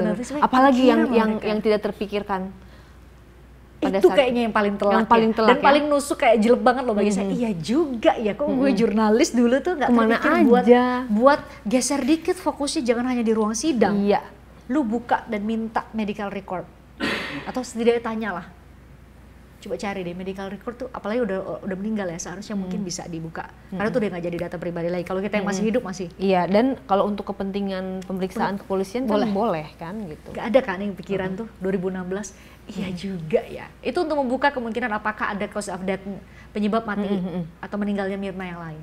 Oke, jadi Christian sendiri merasakan ada kejanggalan itu pas sidang. Jadi sementara yang waktu 4 bulan di Polda Metro itu tidak merasakan apapun. Karena mau sumbernya hanya satu. Kita menerima doorstop gitu ya. Ada pemeriksaan ahli siapa kita lihat yang masuk, terus nanti ada doorstop dari kayak rangkaian-rangkaian aja ya, kayak memberitakan rangkaian-rangkaian apa nih yang lagi hari ini diperiksa harinya apa, ini apa agenda gitu ya, lebih kayak gitu. Benar. Jadi sepihak aja. Pokoknya semua tuh berawal dari udah sidang, semua jadi cover both side gitu ya. Tim Bang Otto dan Jessica juga udah punya ruang, meskipun masih tetap sedikit ya menurut ukuran proporsinya ya nih.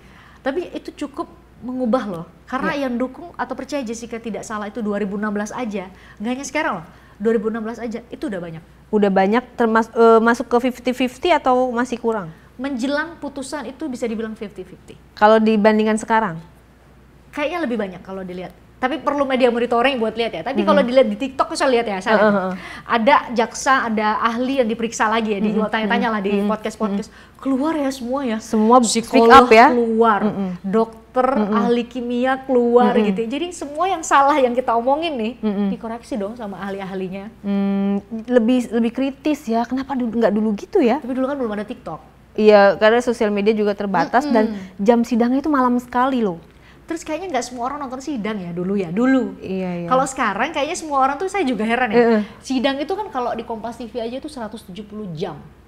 140 atau 170 jam aslinya ya, total Aslinya. 3 bulan 32 kali persidangan. Ada loh orang yang bisa nemu ya si pernyataan si A Ini. ini tuh beda sama pernyataan dia yang ada di sini. Dan semua di-upload semua ya. Iya. Ada, masih ada. Ada, padahal. ya. Jadi bisa Bisa diminta kapanpun ya berarti. diambil di YouTube. Masih ada kok semuanya. Jadi orang bisa memverifikasi ini benar apa salah, Ya. ini konsisten atau enggak. Masalahnya di setiap episode itu terekam.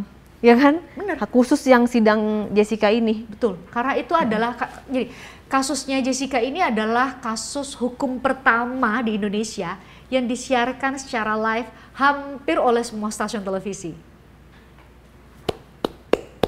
Belakangan kan ada Sambo, ya kan? Kasus-kasus korupsi udah mulai di live-in. Iya. Jessica yang pertama. Iya, kalau Verdi Sambo kan cepat gitu ya, ditemukan akhirnya nggak berbelit-belit lah nggak ya. berbelit-belit gitu loh. Awal-awal beda aja skenario-nya. Iya, terus awalnya hanya terbukti. beda. Nah, yang ini bener-bener tingkat tinggi karena pada saat itu kita sudah berlaga sama waktu kan. Waktu 2016 itu digital media itu masih belum dan seheboh netizen sekarang. itu belum sekritis sekarang juga, mungkin kayak belum berani seperti sekarang ini Mungkin ya. sekarang udah ada generasi Z sama generasi milenial ya. Iya. Ya nggak sih? Dulu mereka masih kuliah dokter, mereka besok masih kuliah. Dulu masih kuliah ini. Sekarang mereka udah profesional, mereka punya media sosial, akhirnya mereka bersuara. Semua orang punya handphone dan bisa menginikan. Tapi kalau menurut Christian itu adanya Netflix itu untuk apa? Kayaknya Netflix sih mengangkatnya karena itu ya, bahwa kasus ini satu lahir dari di sekitarnya aja banyak drama gitu ya. Terus dari inti dari kasusnya aja tuh yang tadi saya bilang kan, bahwa tidak ada bukti langsung lah ya, bahwa Jessica adalah pelakunya. Tapi dia ada di tempat itu, ya nggak sih? Yang akhirnya kemudian karena circumstantial evidence, dia yang ada di situ, dia yang harus bertanggung jawab. Iya nggak? Mau tidak mau. Mau tidak mau. Dia harus bertanggung jawab. Tapi kan seharusnya kan logika hukumnya kan nggak begitu kan. Harus ada bukti bahwa dia dapat dari mana, dia menguasai cyanida, kalau perlu tuh ada rekaman dia masukin, nggak beneran. Tapi kan sampai sekarang nggak ada rekaman itu.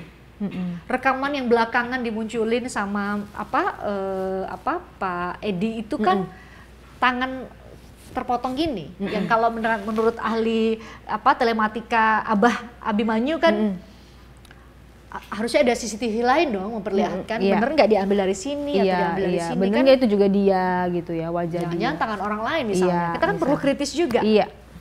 Jadi maksudnya ini abu-abu banget nih kasus. Ini abu-abu banget nih kasus.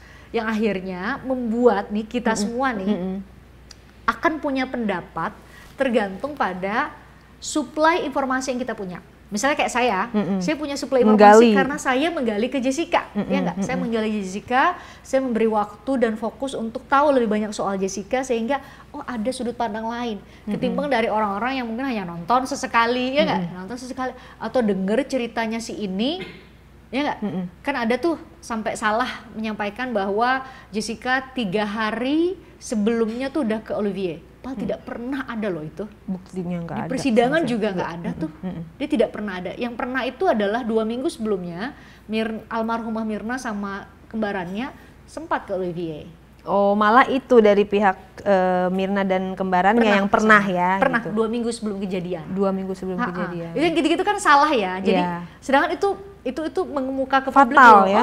Dan itu fatal efeknya loh. fatal ya bagi seseorang yang diduga terdakwa. Atau yang paling parah itu. nih ya, menurut saya tuh yang paling parah adalah belakangan muncul bahwa ada jejak digital katanya Jessica searching mengenai cyanida. Wah, saya mau nanya tuh kenapa nggak dibawa ke persidangan gitu, dan itu nggak pernah ada di persidangan loh. Itu dari tahun 2016? 2016 nggak ada. Baru tahun 2003, sekarang? 2003 ini muncul kan bahwa ada jejak digital Jessica nyari cyanida. Sedangkan di persidangan tuh nggak ada sama sekali loh. Iya. Gak ada. Tapi baru sekarang gitu ya. Baru sekarang setelah yang 7 muncul. tahun. Tapi kan kita nggak bisa verifikasi juga tuh mana. Akun mana, akun Google mana ya kan? Mana laptopnya. Iya, atas nama akun siapa apa segala macam. Gitu loh. Jadi terlalu banyak lah hal-hal yang saat ini tuh jadi lebih menambah abu-abu kasus ini. Tapi kalau dari pihak kuasa hukum pakai kan nggak pantang tidak pantang menyerah lah dari pihak kuasa hukum, terbukti semakin banyaknya. 3.800 ya. Nah, melihat doa bersama yang Prof. Otto dan aku gelar kemarin, gimana? Itu luar biasa ya, kayaknya Merinding. bisa masuk ke MURI kayaknya ya, Museum Merinding Record nggak? of Indonesia. Merinding banget sih, karena gini, mungkin sekarang karena faktor ada Mbak Rey gitu ya, yang punya kesempatan untuk bicara di kanal yang lebih besar, public figure gitu ya, yang mungkin bisa bicara dan akhirnya enggak kok, gue sharing nih, gue pernah ketemu Jessica, terus gue mungkin punya suami pengacara jadi bisa tanya gitu Iya, ya. dan masalah seltikus juga saya Bisa juga verifikasi. paham betul di dalamnya seperti apa. Dan akhirnya bisa speak up, jadi mungkin lebih banyak lagi orang-orang yang punya kesempatan dalam hidupnya, termasuk para lawyer gitu ya, dia punya profesi lawyer yang bisa membela, akhirnya mereka tergerak untuk membela. Kita nggak dalam konteks untuk ini nggak hanya persoalan Jessica salah atau nggak salah, ini persoalan kita sama-sama mencari kebenaran, ya nggak? Iya, mencari kebenaran. Kita cari kebenaran karena keluarga almarhumah Mirna juga berhak loh tahu Kebenaran tersebut. Iya nggak? Betul. Jadi kalau saya sih melihat Baiknya harusnya sama-sama mencari ya, sama-sama membuktikan gitu loh. jadi Fakta jangan sampai yang sebenarnya. dibawa bahwa ini hanya menang-menangan dan Ya. menang-menangan antara beberapa Ego, pihak aja. iya. Tapi ini ada Jessica di satu sisi, ada keluarga Mirna di satu sisi yang juga berhak dapat kebenaran. Ini sebenarnya apa sih gitu ya? Apa sih penyebab meninggalnya Mirna? Iya. Ibaratnya ya memang ada yang berduka gitu ya, ada yang meninggal, tapi jangan sampai orang yang tidak Kalau melakukan Jessica nggak bersalah apa-apa, gimana? iya gitu, sampai harus menanggung akibatnya. Kan kita melihatnya dari sisi seperti itu. Sama mungkin kalau saya sih ke para netizen ya, kasus ini kan satu dari banyak hal ya. Syukurlah akhirnya memicu solidaritas gitu ya, tergerak banyak orang yang termasuk para advokat yang 3.000-an dan sudah 3.800 sampai 4.000 sekarang. ya, yang katanya udah mengontak sekitar 10.000 untuk sama-sama nih. Iya. Saya yakin mereka tuh punya semangat nih, termasuk di doa bersama kemarin tuh, Mbak Rey dan Mas Pablo juga punya semangat yang sama nih, bahwa kita mau kalau kita cari kebenaran nih satu, ya nggak sih? Satu, kita cari kebenaran, mau buat Jessica dan juga buat keluarga Mirna. Yang kedua adalah kalau ada yang perlu diperbaiki dari sistem atau proses hukum yang terjadi, yuk sama-sama kita buka mata kita, ya nggak sih? Ya. Kita pantengin nih proses nih, ada nggak yang perlu diperbaiki? Selama tahun 2016 berjalan gitu kan, terkait dengan beberapa institusi. Udah 7 tahun iya gitu kan? ya, udah 7 tahun. Dan ini terkait dengan institusi-institusi yang kita harapin, untuk lembaga-lembaga negara yang kita harapin itu bisa bertindak adil, ya nggak sih, transparan dan lain. Itu kan semangat kita nih, Iya, ya nggak? betul. Kita berharap untuk jangan sampai nih, kalau memang ada yang salah dari proses hukumnya, yuk sama-sama Dibuka. kita perbaiki. Iya, dibuka dulu nih ke bagian publik. mananya yang miss kemarin itu. Betul. Kita kan nggak bisa perbaiki kalau belum dibuka. Betul. Iya kan? Iya, kita nggak tahu Makanya- isinya apa kalau tukado masih dibungkus.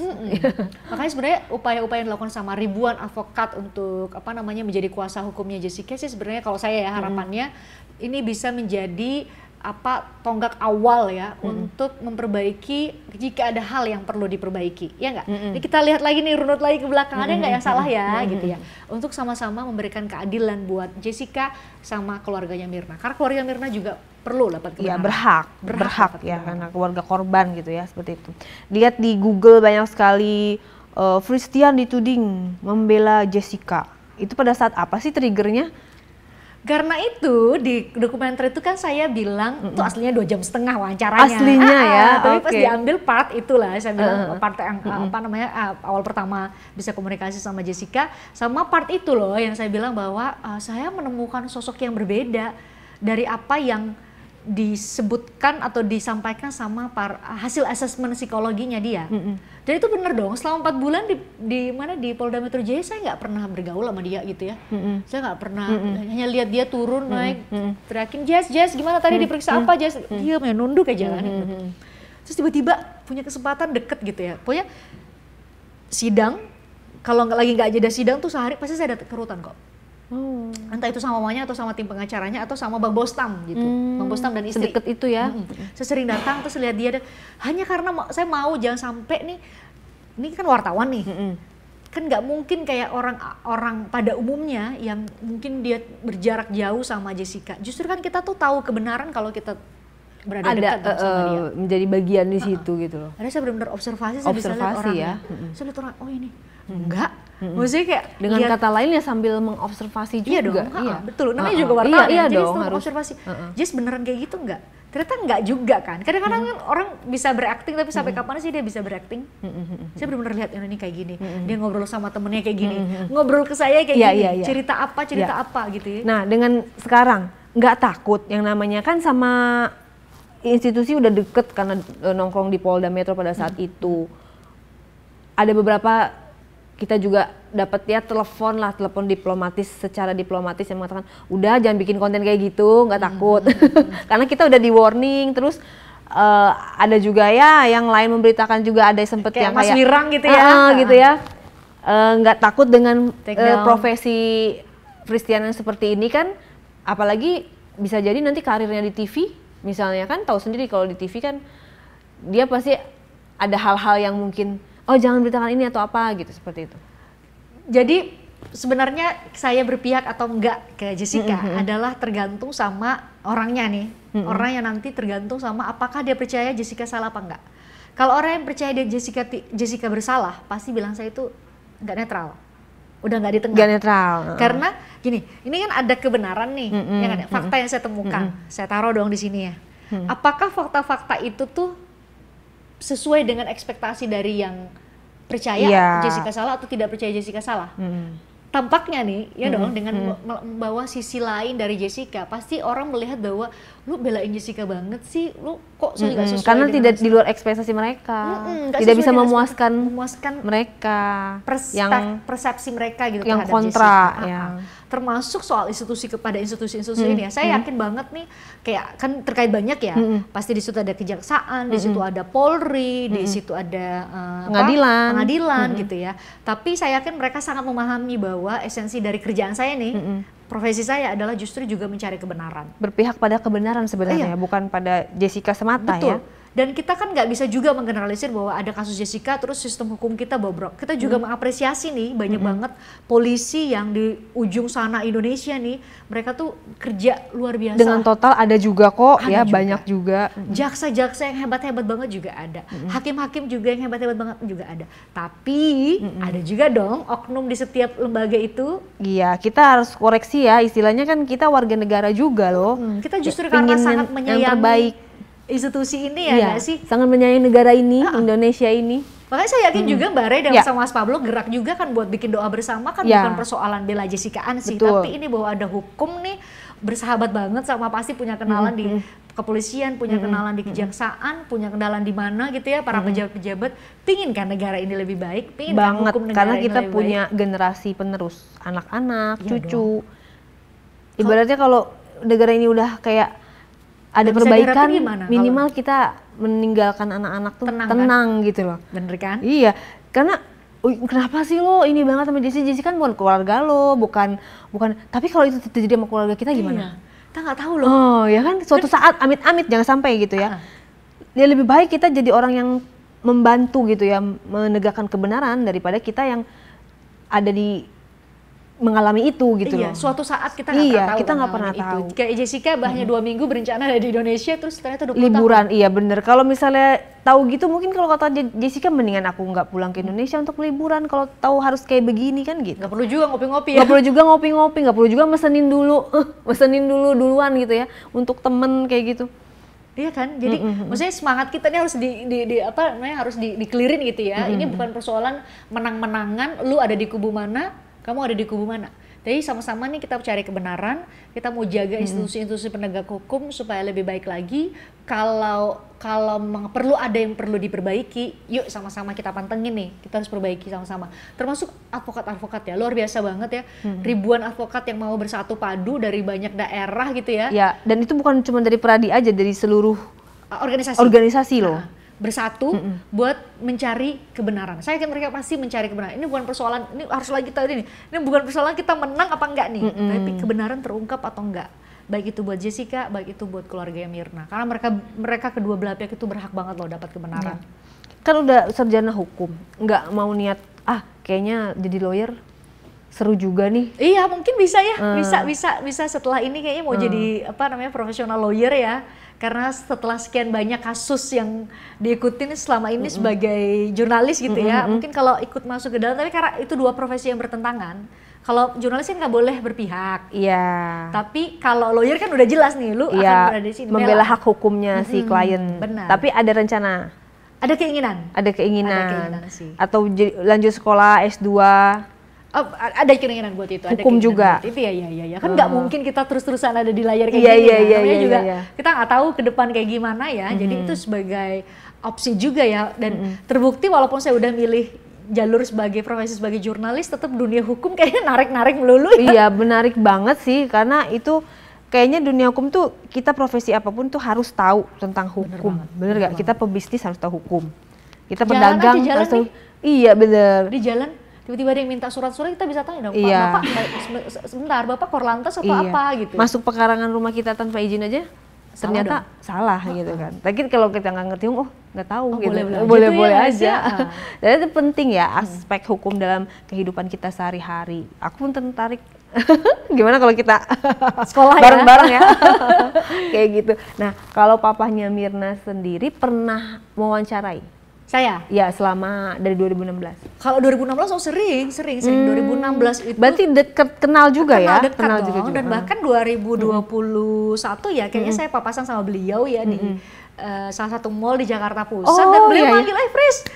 Gitu. Jadi nyapa sama almarhumah istrinya ya kalau gitu ya. Sekarang kan katanya istri yang sudah meninggal paling baru katanya ini, yang sudah terbaru. meninggal ya almarhumahnya, almarhumah istrinya. Nyapa, ngobrol bentar, terus oke, Pak Edi, saya ini ya karena ada janjian sama teman, akhirnya pisah juga gitu. Tapi emang sama Pak Edi sangat intens. Tadi saya cerita ya bahwa Pak Edi dan keluarganya almarhumah Myrna ini termasuk yang sangat terbuka sama wartawan loh. Iya. Apapun diceritakan gitu ya. Kita kontak nih, pasti mau diwawancara. Bisa dimengerti sih, karena kan ini ayah yang keluarga yang mau cari kebenaran kan. Akhirnya semua TV bisa diwawancara, bahkan beliau tuh tidak pernah absen di sidang. Jadi selalu ada di Pengadilan Negeri Jakarta Pusat gitu ya. Jadi selain Bang Otto, selain Jessica, selain hakim, sama selain pengacara. Melihatnya sosok seperti apa? Karena udah pernah diwawancara, terus juga kenal. Beliau itu emang kalau pakai bahasa awamnya tuh emang nyentrik sih ya. Jadi maksudnya kalau sekarang tuh dengan mungkin orang baru kenal beliau gitu ya. Kok gaya bahasanya begitu misalnya, atau kok begini-begini. Kalau dari 2016 emang udah begitu gitu, jadi manggil orang gitu ya. Tapi kan balik lagi yang kayak kita omongin tadi ya, pembawaan ya memang udah setiap seperti orang itu punya karakter masing-masing, dan mungkin apa ya, ekspresi dia sedih, ekspresi dia marah itu kan beda-beda ya. Kalau sekarang saya lihat tuh, kalau pastikan netizen tuh bisa dengan gampang tuh ya, apa namanya, kalau istilah sekarang tuh dibully lah di media sosial gitu. Tapi emang aslinya dari dulu tuh mau begitu gitu. Suka apa namanya, suka nyentrik, terus suka nyapa wartawan gitu ya, suka datengin ke kita gitu ya, atau memang suka teriak-teriak juga di ruang sidang. Jadi dia protes gitu ya, misalnya ada ahli atau saksi yang meringankan Jessica, dia bisa protes juga gitu. Jadi dari dulu emang udah seperti ini beliaunya gitu. Dan ya mungkin ini salah satu ekspresi cara beliau untuk menunjukkan bahwa dia sedih dan dia juga ingin tahu kebenarannya kali ya. Mungkin ya, karena beliau sendiri yang tahu jawabannya. Kayak mudah-mudahan kita bisa mewawancarai beliau juga gitu kan. Iya. Karena kan jujur aja ya, kita maksudnya pengen dari beberapa versi gitu supaya kita bisa membuka apa sih yang sebenarnya terjadi gitu. Tidak menutup kemungkinan juga kita akan mewawancarai dari pihak keluarga Myrna gitu ya, termasuk ayahnya. Mungkin bisa juga. ditanyain tadi ya, tadi yang soal tadi medical recordnya. Ya pasti almarhumah kita Myrna. akan inilah, yang penting harus apa namanya, harus terang menderang gitu ya, harus terang menderang biar kita tuh nggak bertanya-tanya lagi kenapa gini Bener. Nah itulah tadi kan ditanya, apakah saya khawatir nggak membahayakan pekerjaan atau membahayakan diri sendiri dengan statement dan wawancara kayak gini kan. Ini udah bagian dari pekerjaan ya. Jadi nggak hanya kasus ini sih, Mbak Rey, saya agak melawan opini publik gitu ya. Jadi ada banyak kasus. Tapi jarang kan presenter yang seperti ini, biasanya cari aman gitu kan. Biasanya mereka, karena mereka bekerja di satu perusahaan ya, mereka ya cari aman aja, mereka hanya memberitakan, membawakan beritanya gitu kan. Tapi punya apa sih, sense gitu ya, punya sense punya pemikiran sendiri ya bagus sih kalau menurut aku ya pribadi gitu kan.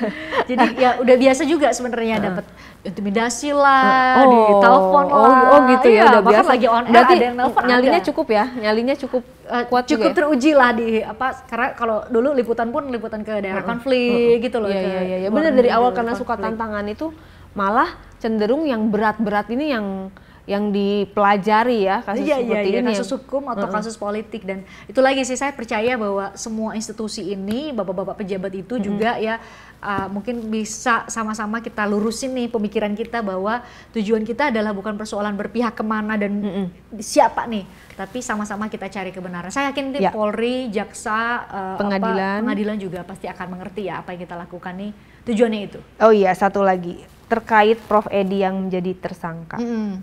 Pada saat itu beliau kan sebagai saksi salah satu ahli yang dari JPU ya. Nah, tanggapannya? Saya sendiri tuh kenal personal sama Prof Edi karena sempat waktu dulu masih di Kompas TV, saya sempat ada acara bareng sama beliau namanya Melek Hukum. Jadi beliau adalah co-hostnya, saya hostnya, beliau adalah co-hostnya. Oh, berarti tandem ya berdua ya? Berdua, 60 menit. 6 bulan saya bawa acara itu. Berarti cukup intens dong. Cukup intens, kenal beliau, dan saya sebagai mahasiswa hukum tuh juga mengenal beliau sejak zaman masih kuliah, karena beliau itu adalah salah satu profesor hukum yang terkenal banget. Guru besar gitu ya? Guru besar. Dia masih muda, umur 38 udah jadi profesor gitu ya. Terus kalau kayak saya tuh kan sering banget ikut lomba debat hukum nasional gitu ya. Jadi beliau ini sering banget jadi juri. Sering banget, terkenal banget lah. Walaupun di UGM tapi sering banget lah, terkenal seluruh Indonesia lah. Ya, di universitas-universitas gitu ya. Dari zaman kuliah, jadi udah kenal beliau sejak zaman mahasiswa, terus jadi presenter, pernah jadi nge-host bareng dan lain-lain. Jadi kalau secara pribadi saya juga kaget beliau bisa dijerat, meskipun ada asas praduga tak bersalah ya, bisa dijerat kasus ini. Terus yang kedua mungkin kita perlu clearin sama yang nonton nih, Hani Bani namanya ya. Hani Bani Diare. Bahwa ada dua hal yang berbeda loh ya. Jadi ahlinya Jessica di 2016 sama kasus yang lagi berjalan saat ini. Kasus yang berjalan saat ini adalah terkait memang dengan beda kasus gitu pengurusan, ya nggak sih, pengurusan sebuah perusahaan yang konstruksi hukumnya itu dikerjain sama KPK gitu. Iya. Tapi kan kalau netizen kan tanya gini, itu seorang guru besar ahli pidana terkena dugaan pidana gitu kan, maksudnya sangat jomplang sekali kan seperti polisi itu. Yang terjerat kasus hukum juga banyak sih ya. Mereka juga ngerti kan soal hukum. Pengacara karena kasus hukum juga banyak. Waktunya itu bersamaan dengan bukan bersamaan ya, jaraknya sangat dekat sekali dengan podcastnya beliau yang heboh juga kan gitu, bersama dengan YouTuber yang bilang bahwa Selti itu nggak ada. Itu kan heboh banget. Nah, akhirnya wah banyak lah di situ komen-komen. Bilang bahkan karma gitu ya. Kayak gitu-gitu karma kayak gitu. Itu gimana pada saat itu membawakan beritanya nggak? Apa yang soal yang Prof Edi? Oh bahkan saya bikin dialognya kok, saya bahas dan lain-lain. Jadi sebisa mungkin juga kemudian bahasnya secara objektif ya. Lagi-lagi sama seperti kasus Jessica, saya kenal pribadi Jessica, secara pribadi Jessica, tapi tetap harus bahas secara objektif. Termasuk juga Prof Edi. Saya kenal beliau, salah satu profesor hukum, karena sebagai anak hukum yang suka ikut-ikut lomba pasti kenal beliau, dan sempat nge-host bareng satu program, dan saya juga akhirnya membahas secara objektif kenapa sih ada penetapan tersangka, penerimaan uangnya dari mana, tujuannya apa, ini terkait gak dengan jabatan beliau sebagai Wamenkumham. Jadi tetap harus profesional sih dan mengambil jarak gitu yang sama ya. Dan termasuk soal ketika beliau dalam posisi yang menceritakan beberapa hal itu, saya juga ikutlah podcast-podcast itu ya. Jadi secara pribadi pasti saya bilang, misalnya kayak Prof sendiri kan yang bilang, Prof Edi kan yang bilang di salah satu podcast bahwa Jessica datang 3 hari sebelum sebelumnya ke Olivier. Sebagai orang yang ini saya WA Prof tuh, saya bilang Prof gak kayak gitu loh di persidangan, saya bilang gitu ya, kayak gitu loh di persidangan Prof gitu ya. Dibalas. Tapi akhirnya kemudian dia koreksi juga. Dibalas nggak? Iya. Dikoreksi juga kan. Oh dikoreksi juga. Di podcast lain kan. Oh gitu. Akhirnya dia kayak menganulir gitu ya. Dia bilang bahwa oh iya saya salah, saya hanya lihat salah tanggal, jadi ada banyak banget CCTV yang diperlihatkan ke saya ternyata enggak gitu. Akhirnya dianulir kan. Tapi itu saya bilang Terus saya sebelum penetapan tersangka ini saya sempat 2 kali ketemu Prof di acara Kemenkumham. Sempat ngobrol di holding room gitu ya, di ruang tunggu. Sempat ngobrol-ngobrol dikit lah tipis-tipis soal kasusnya Jess ini gitu ya. Tapi kan kami berdua atau ya sama seperti kita mau bilang ke yang percaya Jessica salah atau yang percaya Jessica tidak salah, kan nggak perlu berantem juga. Berarti kan? berseberangan pendapat gitu ya? Beda pendapat dan beda perspektif soal kasusnya Jess atau bagaimana Jessica ini kan. Misalnya beliau percaya bahwa Jess punya, kan beliau juga bilang kan di salah satu podcast bahwa Jessica juga di asesmennya adalah manipulatif dan lain-lain. Sedangkan kan saya melihatnya berbeda lagi gitu ya dari hasil bergaul dengan Jessica beberapa bulan gitu. Jadi ya kita nggak perlu berantem, saling menghormati aja pendapat masing-masing, tapi kita tinggal uji sumbernya dari mana kan. Sampai saya bercanda sama Prof. Prof belum pernah kan ngobrol sama Jessica gitu. Iya. Jadi kan ini tinggal itu aja yang kita bilang kan. Bagi orang yang meragukan. Kayak gini, film ini bagus tau, lu udah pernah nonton belum? Nah itu kan gimana caranya lo bilang itu bagus tapi lo nonton aja nggak pernah? Itu logikanya kan. Gimana lo bisa bilang Jessica begini, soalnya lo nggak pernah bergaul sama Jessica, lo pernah nggak ketemu sama Jessica? Nggak pernah, ya udah. Kalau aku pernah ngobrol lagi duduk di sini, lesehan bareng, seperti ya kan? Makanya, ini yang dia bilang berbanding terbalik sih gitu kan. Apalagi mungkin teman-teman yang di dalam juga bisa. Ya kan, saya ngobrol sih sama beberapa temen Jess yang pernah selama beberapa waktu bareng di dalam. Oke, mungkin ada Hani Bani yang di dalam pernah di dalam, terus pernah ketemu dengan Jessica, terus sudah keluar sekarang, boleh hubungi kami. Dia tuh seorang di dalam tuh seperti apa, orangnya seperti apa ya. Kita sambil sambil ngobrol-ngobrol di diare seperti itu. Kan pasti ada dong, bukan cuma kita doang seperti itu. Nah, seorang presiden kan kemarin di doa bersama juga ada didatangi oleh salah satu Komisi 3 DPR RI, Bapak Hinca Panjaitan. Betul. Dia kan sosok yang benar-benar harapan kita juga ya untuk menegakkan keadilan ini. Terpikir nggak, wah harus ada hinca-hinca yang lain, mungkin gue mau nyalek gitu. Kalau soal itu iya sih benar. Harapannya? Kayaknya harus kita yang memperjuangkan ya. Betul. Soalnya kayaknya susah sekali untuk kalau misalnya dari generasi yang lalu-lalu gitu. Kalau sekarang karena mungkin fokusnya lagi di pemilu kali ya, ya nggak sih? Tapi terpikir Komisi gue mungkin nanti mau nyalek 4 tahun lagi. Wah nggak tahu ya perjalanan hidup ya. Antara tapi tertarik ya? Dunia politik kan? Tertarik dunia politik, tertarik dunia hukum ya. Karena kan satu bidang ilmunya itu, ya nggak sih? Terus setiap hari kerjaannya tuh karena wartawan politik, wartawan hukum, ya pasti kenal dunia itu gitu ya. Persoalan kemudian Tuhan memberi kesempatan buat jadi itu ya kita nggak tahu, jalanin aja sih. Tapi sampai sekarang masih aktif di dunia jurnalistik. Di dunia jurnalistik. Iya, berarti program TV masih. Sekarang bawain apa nih? Jadi tetap talk show politik sih. Talk show politik di acara apa? Biar Hani Bani pada nonton. Lagi ya? di BTV atau Berita Satu biasanya sih. Berita Satu di BTV gitu ya. Sampai kapan mau di TV? Sampai waktu yang diizinkan lah, kita nggak pernah tahu kan, ya nggak? Dulu dari presenter olahraga, terus tiba-tiba perjalanan hidup kemana, kebayang nggak juga kebayang kan? Ya kan? Jadi ya let it flow ya nggak sih, tetap aja berjalan gitu ya. Ya yang penting kalau setiap fase kehidupan ya kalau kasih kesempatan ya harus jalanin dengan sungguh-sungguhnya, sama seperti ya menjalani kasusnya Jessica gitu ya. Di saat biasa kan presenter itu ujungnya jadi jubir. Jadi juru kampanye gitu ya. Juru kampanye gitu. Saat ini sih belum ada yang nawarin ya. Salah satu calon gitu. Saat ini sih belum ada yang kalau ada mau sih. Kalau ada tergantung ya, salah dulu visi misinya ya sih, ya nggak sih. Jadi kalau visi misinya bener nggak sih, mereka perlu nggak sesuai nggak dengan ini kita gitu ya. Tapi ya apapun kesempatan ke depan sih pasti saya ambil dan saya terima sebagai bagian dari perjalanan hidup. Tapi yang jelas akan tetap menjalaninya dengan totalitas yang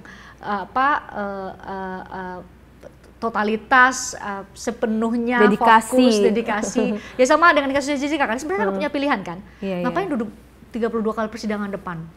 Pegel kan, ini kursi. Satu, ngapain setelah sidang masih ikut Bang Oto? Bikin berkas dan lain-lain. Ngapain di hari libur, di luar dari liputan sidang, masih ke rutan ketemu Jess? Iya nggak? Ngapain masih tetap gimana caranya jalan-jalan sama tante, ngiyakinin bahwa ayo tante, saya nggak akan menjudge tante atau ngasih pertanyaan yang bikin udah kayak hati itu jelek banget gitu ya, kayak udah menghakimi Jessica salah, karena saatnya memang seharusnya jurnalis itu tetap memberikan ruang gitu ya. Ngapain coba? Nggak ada kan? Buat apa? Nah tetap sebenarnya kan kalau kita ngerjain tugas kita dari kantor sebagaimana apa yang disuruh, yang penting ada berita lah, report. Iya, tapi kayaknya nggak cuma sekedar itu ya kalau Christian jalanin ya. Enggak sih, saya waktu itu tuh benar-benar tuh pasti ada sesuatu deh dari Jess ini. Dan ternyata benar kan, bahwa ada hal yang ditemukan dan itu nggak bisa dilihat sama orang lain kalau kita nggak berada dekat dengan Jess. Saya nggak mau hanya ngerumpi gitu, dengar cerita dari siapa-siapa, atau jadi kayak sekadar wartawan yang sebenarnya disediain speaker sih di luar ruang sidang, jadi kita bisa sambil makan, sambil apa, tapi enggak loh. Tapi saya benar-benar tetap paling depan. Saya nulis, saya benar-benar nyapa aja dan lain-lain, karena saya mau nggak ada nih yang miss dari kasus ini. Jadi nanti kalau dapat perfeksionis juga ya. Jadi kalau dapat kesempatan yang lain nih, dan jadi lawyer yang ngasih, atau lawyer atau jadi politisi atau jadi pengusaha ya pasti tetap harus jalani dengan. Kalau aku sih sure-nya jadi politisi aja. Oh gitu ya? Ya karena jiwa kritisnya bisa mewakili kaum Gen Z gitu kan. Amin. Milenial yang biasanya kita tuh butuh sosok yang kayak gitu. Maksudnya jangan melulu ya kita tuh harus tegar seperti batu karang diterpa ombak berdiri kokoh gitu loh. Ya, kita kan jarang sekali orang yang seperti itu. Amin. Iya dong. Amin lah. Sekarang ketakutan kita itu hal-hal besar loh. Ya kan? Aduh lu berani banget ngomongin ini gini. Ada pertanyaan itu? Iya. Lu berani banget ya, sih, lu cerita lu gak takut tuh sama lembaga ya ini kan, atau nanti di konteks. Ya sejauh ini ya gak ada yang mengintimidasi saya. Sejauh ini sampai detik ini nih ya kita ngobrolin ya, gak ada yang mengintimidasi saya. Yang telepon ada? Sampai saat gak ada.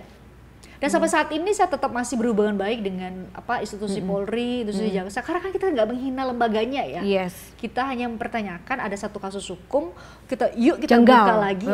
Ini ada hal yang belum selesai nih, ada yang belum nggak masuk nih logika orang awam aja tuh nggak nyampe sampai situ. Apalagi yang ngerti hukum. Betul. Apalagi bener yang belajar hukum gitu ya. Iya, yang awam aja kayaknya masa sih? Apalagi yang ngerti hukum. Bener. Jadi kita semangatnya sama-sama nih ayo, dan saya yakin mereka juga pasti mengerti sih. Dan itu udah bagian dari pekerjaan sebagai jurnalis sih, mengungkap kebenaran. Ya. Demi generasi bangsa Indonesia kita yang harus lebih baik, bener. Kita sama loh, umurnya cuma beda setahun. Gitu itu ya? angkatan terjun dunia TV 2011. Aku 2010, beda setahun. Kita umurnya juga aku 87. 88. Nah, kan beda setahun, jadi satu angkatan. Sama Jess, beda 3 hari doang. Iya, ya kan berarti kayak satu angkatan ya kita ya. Jess itu angkatan kita juga ya. Jess itu kan 9 Oktober 9 Oktober 1988. 88. Saya 12 Oktober 1988. Beda 3 hari. Dia lebih tua 3 hari. Iya. Tapi kalau bergaul bareng ya, ya Tuhan, Jess itu benar-benar manja banget, terus kayak mutusin aja terus bentar ya, kalau saya ya A B B C C C dia lebih kayak gitu kan. Ketika dia bilang psikopat itu tolak ukurnya apa ya, makanya sampai sekarang tuh masih nanya. Ya jadi dibantu untuk ahli-ahli psikologi gitu ya, bisa untuk speak up karena memang ahli di bidangnya. Kalau yang nggak ahli bidangnya nggak perlu mengeluarkan statement yang membingungkan sebaiknya. Kalau menurut aku kayak gitu. Ya ampun, panjang lebar banget, kali tinggi kali semuanya. Kita kalau nggak di closing kita bisa sampai sore loh. Kasihan ini belum pada makan siang. Thank you banget semuanya, Hani Bani udah pada ngedengerin kita panjang lebar. Tolong di komen semuanya. Kira-kira seperti apa pendapatnya? Boleh kok speak up ya, apalagi Gen Z yang harus mengeluarkan pemikirannya, gagasan. Thank you, Christian. Sehat terus. Pokoknya kita bertemu lagi beberapa tahun, udah jadi politisi. Tetep ya doain. Aku sekarang di partai ini gitu ya. Pilih aku nomor 1. Amin. Oke, thank you. Pokoknya diare dipersembahkan oleh Heritage Beauty. Bye-bye.